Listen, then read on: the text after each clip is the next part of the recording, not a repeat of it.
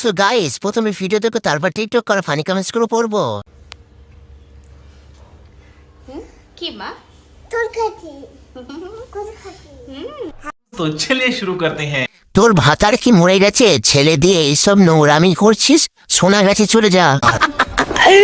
এই দুটোর মাঝখানে পইরা ঠাস কইরে মরে যেতে চাই। হাঙ্গামার একা একা আশীর্বাদ এই উঁচু উঁচু পাহাড় দিয়ে আমাদের দেশকে আরো ওপরের দিকে নিয়ে যাবেন। একটু বড় হলে ছেলেকে দিয়ে লাগাবে এ। क्या बक रहे हो मादरचोद? মা বাপের জিনিসে হাত দিও না।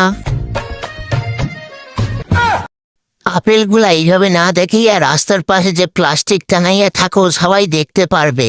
অনেক বড় ভালো লাগে। তোর কি সোনাগাছি জন্ম?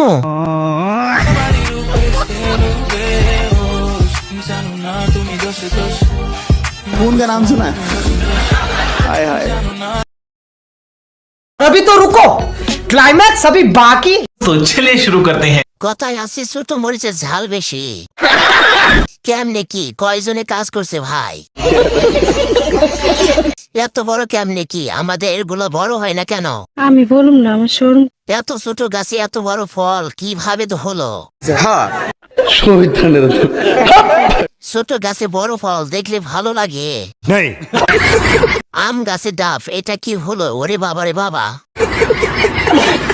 আসলে হয়েছে কি, এই বিল্ডিং এ কয়জনে কাজ করেছে জানি না, তো আমি কাজ করতে চাই। ছোট গাছে এত বড় ডাব কিভাবে ধরলো বুঝতেছি না, তো আপনারা বলেন। আরে শরীর অনুযায়ী থাকার কথা, তাই 12 ঘাটের পানি খেয়ে বানাইছি 42। सही पकड़े हैं। বাচ্চার ওজন হবে না 20 কেজি, দুধ বানাইছে 40 কেজি।